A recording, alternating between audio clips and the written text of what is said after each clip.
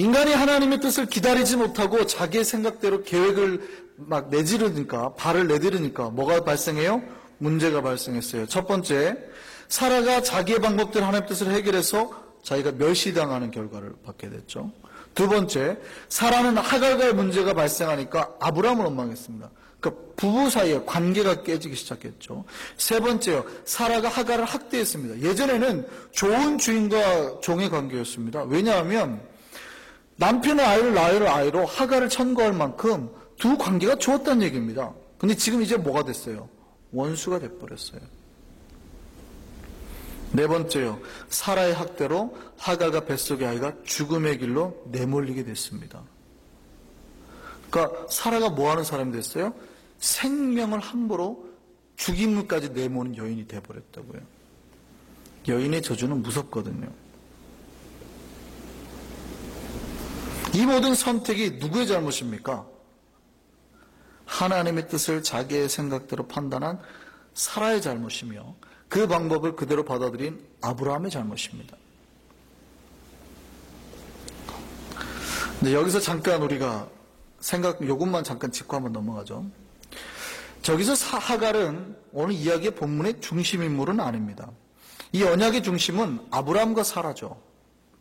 왜냐하면 이삭을 통해서 나올 거고 야곱이 계속 나올 거고 이렇게. 이들이 주인공이 아니에요. 그럼에도 하나님이 하갈을 사랑하십니까? 이거는 한번 좀 생각해 보고 하시자고요. 그래도 하나님이 하갈을 사랑하십니까? 아브라함의 하나님이 하갈의 하나님이기도 합니까? 예, 요거 인정하셔야 됩니다. 언약의 중심에 있는 믿음의 사람 하나님이 사랑하시지만 언약 밖에 있는 백성도 하나님 사랑하십니다. 물론 하갈은 하나님을 아는 여인이었죠. 나중에 기도하니까. 그렇지만 언약 중심에 있는 여인은 아니에요. 그죠? 그런데도 하나님 하갈 사랑하세요? 예스라고요. 그래서 하갈이 자기에게 나타난 하나님 이렇게 고백합니다. 나를 살피신 하나님. 하나님은 언약 밖에 있는 백성도 살피시는 하나님이라는 사실 꼭 기억하시기 바랍니다. 누구에게나 동일하신 하나님이에요. 그들이 하나님을 알든 모르든. 그리고 그들을 위로하시고 회복하기를 원하시는 하나님이라는 겁니다. 다시 본문으로 돌아오겠습니다. 우리가 하나님의 뜻을 잘 발견해야 됩니다. 그런데요, 하나님의 뜻을 찾는 방법이 나의 열정이나 헌신이 아니라는 거예요. 인간적인 방법이 아닌 하나님의 방법으로 찾아야 된다는 겁니다. 인간들의 방법으로 하니까 그 과정에서 뭐가 생겨요? 불법적인 것이 자꾸 드러난다고요. 자꾸 불법적인 것이 생긴다고요. 그런데 사람들이 그래요. 불법적인 것이 생겨도 주님의 뜻을 이루기 때문에 괜찮다고 말합니다. 근데 그렇지 않습니다. 주님의 뜻은 주님의 방법대로 이루어져야 합니다. 물론 우리의 삶에서 우리가 다 합법적인 것만 할 수 있을까요? 예, 더더군다나 이민사회에서 그렇게 쉽지 않다는 건 저도 압니다. 인정한다니까요. 그럼에도 불구하고 우리는 최선의 언제나 뭘 찾으셔야 돼요? 주의 방법대로 합법적인 방법의 토대 하에서 움직이시려고 부단히 노력하셔야 된다는 얘기입니다. 아브라함이 하나님 말 듣지 않고 자기의 방법대로 주의 일 진행하니까 어떻게 해요? 아브라함의 가정이 쑥대밭이 되는 겁니다. 오히려 자기가 하나님의 계획해가지고 나은 것 섰을 때보다 못한 거잖아요. 하나님의 결과는 과정을 더 중요하게 생각하기 때문입니다. 과정이 없는 결과는 없어요. 우리가 어떤 결과물을 도출하려고 했을 때 과정 무시할 수 있습니까? 예를 들어서 어떤 결론을 여기가 우리가 낼 때까지 여기서부터 이 결론이 도출되는 과정을 하나의 선이라고 생각을 해보세요. 근데 우리가 과정 하나를 중간에 딱 빼보세요. 이 결론이 나올 수 있습니까? 없습니까? 없습니다. 절대 나올 수 없습니다. 오바마 대통령이 얼마 전에 생일을 맞았대요. 그 나이가 50세입니다. 그래서 얼마 전에 올해로 독립 50주년 맞는 아프리카 4개국 정상들을 만나서 이런 말을 했습니다. 나도 곧 적어도 50년을 생존한 것에 대해 자축을 하게 됩니다. 라고 얘기했습니다. 그런데 그가 자축한 50이라는 나이에 근데 50년을 살아온 거죠. 근데 그 생애 50년에서 마지막 49세의 1년을 빼보십시오. 가능합니까? 가능해요? 단 1년만 비워도 그는 현재 50일 수 없습니다. 이미 49년째 되는 해가 없다면 그는 이미 1년 전에 죽었다는 얘기입니다. 모든 결과는요, 모든 순간의 과정이 이어져서 도출된 산물입니다. 그 과정이 참된 결과를 만들어내는 방법이에요. 과정이 나쁘면 나쁜 결과가 나온다는 말입니다. 우리가 하나님의 뜻을 알았으면요, 하나님의 방법대로 그 과정을 밟아야 된다는 얘기입니다. 만약 하나님의 뜻인 줄 알았는데도 불구하고 인간의 방법대로 하면 어떻게 돼요? 이미 나쁜 과정을 가고 있으니까 하나님의 뜻이 아닌 인간의 뜻으로 전락해버리게 되는 겁니다. 하나님의 목적이 우리의 주고자 하는 그 결과의 결과물의 선물이 다른 것이 된다는 뜻이에요. 하나님의 뜻을 하나님의 방법대로 하시지 않으면 원래 주고자 했던 걸 못 잡은다는 뜻이에요. 아브라함이 하나님의 뜻을 발견했습니다. 내 자손을 통해서 복주겠다는 말씀을 받았어요. 근데 지금 이 발을 잘못 디뎠잖아요. 그러니까 원래 하나님이 주고자 했던 그 선물을 받았어요? 다른 선물을 받았어요? 다른 선물을 받았다는 얘기예요. 지금 이 얘기하려고 그러는 거예요. 이해되시나요? 과정이 잘못되면 전혀 원래 아버지가 주려고 했던 것과 다른 걸 얻게 된다는 뜻입니다. 과정이 훨씬 중요하다는 뜻이에요. 제가 멘토로 생각하는 이재철 목사님, 설교 때마다 참 제가 자주 앞으로도 말할 텐데요. 그분 목사님 글에 이런 표현이 있습니다. 하나님께서 사랑을 앞세워 인간을 가장 먼저 만드셨다면, 창조 때 이야기입니다. 인간은 아무것도 존재하지 않는 공허하고 혼돈한 흑암 속에서 추위와 배고픔과 막막함으로 떨어야 했을 것입니다. 그것은 자신을 위한 이기심일 뿐 상대를 위한 참된 사랑일 수 없습니다.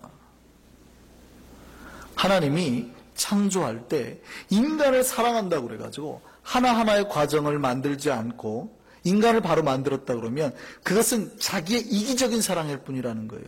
자기는 좋을지 몰라요. 근데 인간은 거기서 생존할 수 있어요, 없어요? 죽음을 맞이한다는 거예요. 이것은 참된 사랑일 수 없다라는 겁니다. 그러니까 좋은 결과물은 반드시 하나하나의 과정이 빛을 만들고 그 다음에 궁창을 만들고 그 다음에 윗물과 아랫물과 나눠지는 그 다음에 땅을 만들고 식물을 만들고 나서야 인간을 만들 거예요. 이 과정이 없이는 좋은 자기의 사랑의 고백이 나올 수가 없다라는 얘기입니다.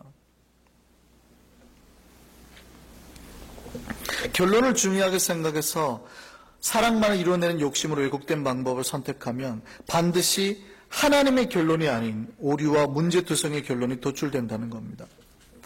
오늘 창세기 16장 16절을 보면 이때 아브라함의 나이가 몇 세래요? 이때 아브라함의 나이가 몇 세래요? 86세. 왜냐하면 아브라함이 75세의 부름을 받아가지고 10년이 지났으면 몇 세여야 돼요? 예, 85세여야 되는데 이제 이스마엘을 낳았으니까 이때 아브라함 나이가 몇 세예요? 86세인 거예요. 근데 성경은 참 재밌죠? 아브라함이 하나님께 부름받은 지 11년이 지났는데요. 아브라함이 하나님의 뜻을 잘못 찾아서 자기의 방법대로 하나님의 뜻을 이루려 했을 때 하나님께서 놀랍게도 아브라함을 수정하지 않고 그대로 내버려 두십니다. 더 놀라운 거는요, 이때부터 하나님이 더 이상 아브라함에게 말씀하지 않으셨다는 얘기입니다. 몇 년 동안 얘기를 안 한 줄 아세요? 13년 동안 말씀을 안 하세요. 성경에 하나님이 아브라함과 대화했던 기록이 없습니다. 갑자기 껑충 뛰죠. 몇 세로 가요? 99세로 갑니다. 아브라함이 하나님의 길을 잘못 선택한 순간부터 하나님이 아브라함에게 말을 안 해요. 훈련의 과정을 광야로 확 보내버립니다. 아버지의 뜻을 이룰 때까지. 그리고 언제요? 그리고 그냥 13년이 지나요. 99세 때 하나님이 다시 아브라함에게 나타나십니다. 왜 99세 때 나타나서요? 다시 물론 인간은 오류가 되지만 하나님은 끝끝내 잡아내시죠. 물론 인간은 그 광야의 13년의 세월을 지나야 되는 고통이 있습니다. 잡아가지고 다시 세우는 거죠. 그 언약을 기어이 이루시고 맙니다. 아버지. 어쨌든 13년의 광야 생활이 필요하게 됐어요. 아브라함이 자신의 진짜 친아들을 낳은 게 몇 세예요? 100세죠. 하나님 기어이 그 일 하신다고요. 그렇지만 기억하셔야 됩니다. 여러분이 하나님의 길을 잘못 선택해서 하나님의 뜻 아닌 길을 선택한 순간 여러분 광야의 세월로 들어갈 수 있습니다. 그러니까 어떻게 해야 돼요? 두 갈래 길에 나왔을 때 이 길을 후딱 선택하기보다 뭐 하시라고요? 기다리시라고요. 주의 뜻이 임할 때까지 기다리시는 겁니다. 이게 목에 찰 때까지 기다리시는 겁니다. 기다리고 또 기다려서 죽을 것 같을 때까지 기다리시는 겁니다. 언제요? 하나님의 거대한 소리 여러분 등에 와가지고 이렇게 미는 걸 느껴질 때까지. 그때가 최고의 때라니까요. 늦은 게 아니에요. 그때가 가장 최적의 타이밍인 겁니다. 제가 여기 와가지고 딱 고난주간 시작할 때 왔다 그랬잖아요. 저희 아내하고 저는 깜짝 놀랍니다. 왜 이렇게 우리는 늦게 보냈을까 했는데 보내왔더니 이때가 최적의 기간이었어요. 일주일을 저와 매일 새벽 예배를 같이 하면서 말씀 듣고 했더니 어때요? 일주일이 1년 같았잖아요. 제가 일주일 만에 여기 온 지 한 석 달 된 것 같았다니까요. 최적의 타이밍에 보내시더라고요. 기다리시기 바랍니다. 주의 뜻을 찾을 때까지. 바른 주님의 뜻을 찾기를 원합니다. 그리고 가장 합당한 하나님의 방법대로 그 아버지의 뜻을 이뤄나가는 저와 여러분 되기를 바랍니다. 아버지의 뜻대로 이뤄나가는 것은 단 한 번의 오류나 실수가 없습니다. 최고의 결과물을 만들어낼 것입니다. 오늘도 순정 가운데 최고의 아버지의 뜻을 찾아내는 저와 여러분 되기를 간절히 바랍니다. 기도하겠습니다.